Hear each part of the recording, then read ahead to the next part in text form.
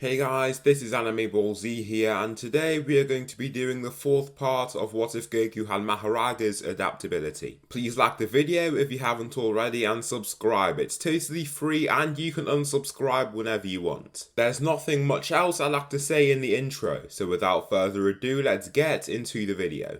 Slick talker since a jet. Winter time, all the time, ooh, yeah. Look at the way that I move, swag. Disrespectful and I'm rude, okay. I had cocaine in the school. Now what comes is the 7-year training period between the Cell arc and Buu arc. As Gohan grows up, Goku gets a lot more leeway from Chi-Chi to train as rigorously as he does. Goku's power level continues to climb, but he is still stuck at the powers of Super Saiyan 3. With Goku's tail still intact in this continuity, Goku takes the time to master the power of the Uzaru form.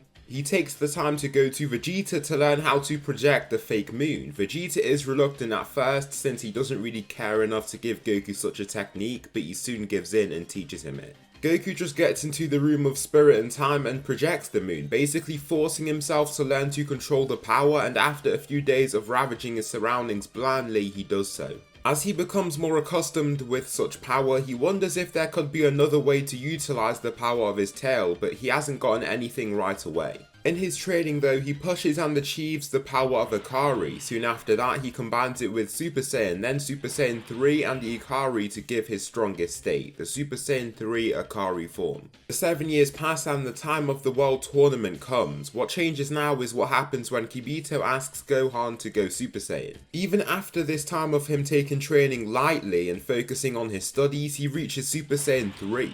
However, Gohan in this timeline is actually weaker than his canon counterpart since he never entered the hyperbolic time chamber and hasn't really been training. He could still just break his limits at any point if he wanted to though. Yamu and Spopovich then assault him and take his ki before flying away.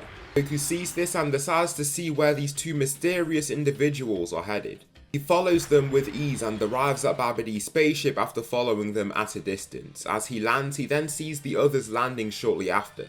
Kibito is very surprised about how fast this mortal seems to be moving. Even in his base form, it's like he's levels above himself. They both went in there. I wonder what's happening here, Goku says. Out of nowhere, Dabura zooms toward Goku and shoots his spear as fast as he possibly can. It hits Goku and the Saiyan is clearly disgusted, but he's also confused. Why would someone's first attack just be spitting at someone?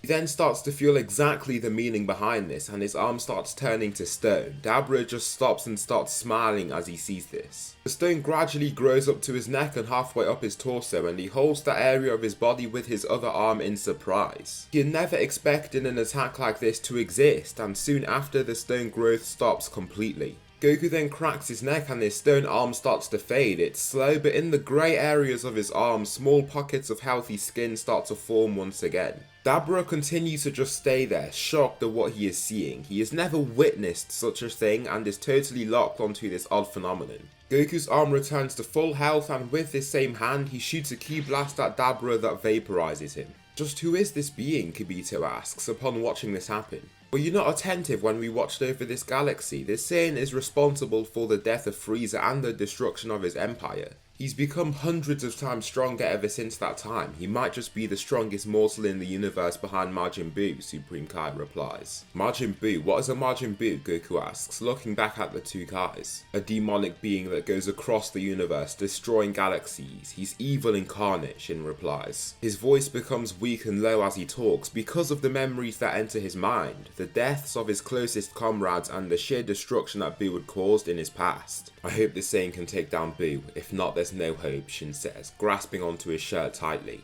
Babidi knows these warriors could take down Pui Pui and Yakon, but he just needs a little more energy to activate Buu. Therefore, he lets the warriors in and the same warriors take down these enemies. Just Goku's Super Saiyan transformation against Yakon releases vast amounts of energy that makes Yakon explode. Then this energy is captured by Babidi and the sealed ball is ready to open. Babidi teleports the other warriors to the location of such sealed ball and Gohan attempts to destroy it right away. Wait, let's see what it is, Goku says, holding his arm down. As much as Goku wants to protect the Earth, he does, he is also eager to see just who this warrior is. He hasn't fought anyone on his level since Cell 7 years ago. He is eager to face a strong fighter once again. Majin Buu is revealed and Goku seems very unsatisfied with what he's seeing. However, he remains vigilant since he knows that Shin's worry had to be warranted. Majin Buu bangs his chest childishly before zooming toward Goku. Goku finds it very easy to handle the attacks that Majin Buu hurls at him.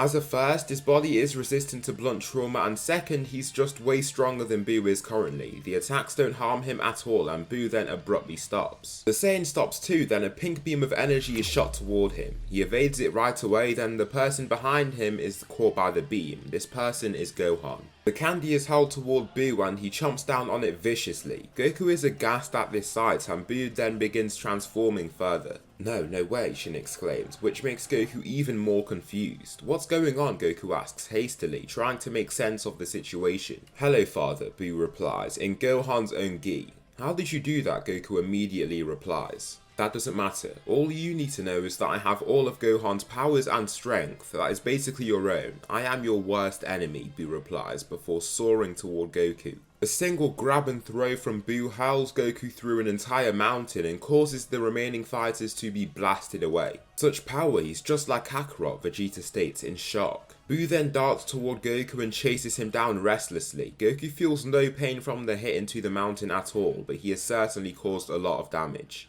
As Buu comes chasing after him, he throws his shot at just the right time and hooks the pink warrior in his temple. The attack rocks him slightly, but Goku is still in his base form and Buu has just absorbed Gohan. Goku follows up with even more punches and initially he is doing damage and there is little that Buu can do. However, soon enough, Buu's body stops reacting to such attacks in the same way and it seems that he's hitting a brick wall. He has Gohan's abilities, Goku wonders, upon watching this happen. My turn, Buu shouts, throwing haymakers at Goku's body. The same thing happens and Goku doesn't move at all. Even though he is in his base form, these attacks do nothing to him and both fighters almost end up in the same predicament. Buu then steps back and looks down at his body with a devilish grin. Using Gohan's adaptation abilities, his body is growing stronger by the second. He then roars and powers up, feeling his strength climbing and climbing. He is using my powers, Goku states upon seeing this happen.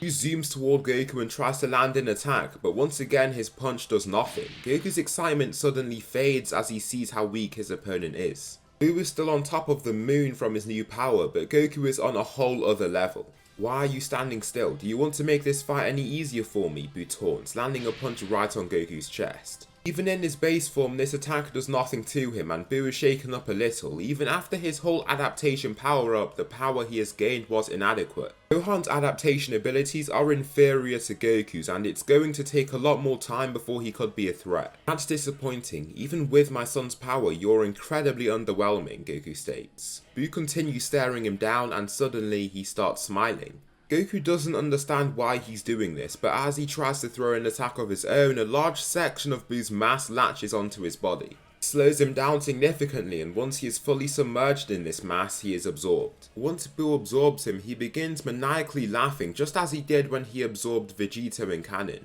He is elated to have removed the threat of such a powerful opponent and to have that power for himself. Inside Buu, Goku enters and is faced with the same threats as Goku and Vegeta in the canon timeline. Goku cuts good Buu just like Vegeta did and is released, along with his absorbed son. They are released and Buu begins going through an odd transformation which attracts the other fighters to the scene. What's happening here? Goku wonders. It seems that after you removed these beings from inside him, he might be reverting to his original form, Shin states, watching fearfully. Soon Kid Buu is revealed and he begins cackling wildly. Enough of this, I'm tired of this thing running around, Goku says, descending to Kid Buu's level. Your time of destruction and evil ends here, Buu, Goku says, entering Super Saiyan 3 with his arms still crossed. His tail wraps around his waist, then he begins using his Ikari form also. Kaioken times 100, he roars, using near the maximum amount of power that he can sustain. Just this transformation causes the surrounding area to quake from the pressure. Kid Buu still looks as mindless and brazen as ever, but he has no clue what he's about to face. Goku speed blitzes Buu and lands a single knee that destroys Buu's entire body. These pink clumps float in the air and Goku is confused by the sight, only to see Kid Buu reform into his usual state once again. I see that simple punches won't work against you. Fine, I guess I'll have to blast you away instead, Goku says, releasing a one-hand energy wave at the being.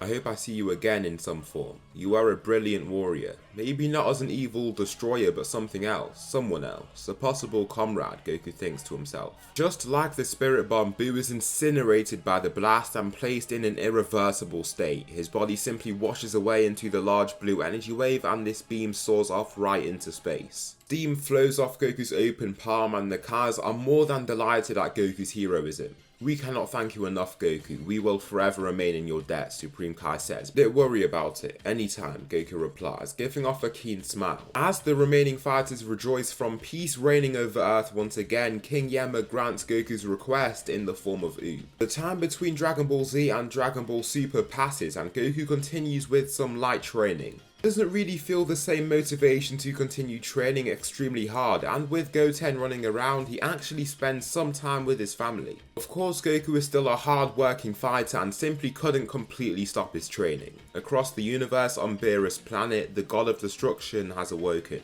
I dreamt of an insanely powerful fighter, the Super Saiyan God. Can I be brought to this individual? Beerus asks. There are numerous Saiyans located on planet Earth. One seems to possess incredible power, way higher than the rest, Whis explains. Brilliant, that must be him then. Bring me to him at this instant, Beerus orders. As you wish, my lord, Whis states, as they prepare to depart. Goku is currently training at King Kai's planet just like before, and mainly pushing the boundaries when it comes to his Kaioken. In Kaioken, Beerus lands beside him. You were right, Whis. This mortal is no pushover, Beerus states. Goku returns to his base form and is taken aback by the beings that stand before him. He can't sense any power coming from them, but after King Kai explains to him who they are and from their general appearances, he can tell that they'll be strong. Are you the Super Saiyan God? Beerus asks. Super Saiyan God, what's that? Goku replies. Well, that's very disappointing. I thought you would have been the warrior I saw in my dream. Oh well, I would like to see how strong you are. Face me, Beerus replies, making a stance. Goku makes his own stance with a smile and enters Super Saiyan 3. He soars toward Beerus and throws two straight punches that he easily swerves past. Beerus drives his knee upward and into the Saiyan's open chest, dropping him to his knees. Goku almost can't believe it. After all this time, he thought that he would be resistant to blunt trauma completely. However, now he's just been hit with a strike that was decently painful. Whoa, this guy must be insanely strong, Goku thinks, thrilled. Kaioken times 100, Goku roars, while also entering his Ikari state. As he does so, the rage and primal instincts can be seen in his flashing green eyes and heard in his snarl. He races forward with his heavily amplified power and makes Beerus surprised from his increase in speed. Beerus removes his arms from behind his back to evade the incoming punch, and Goku then chases him down.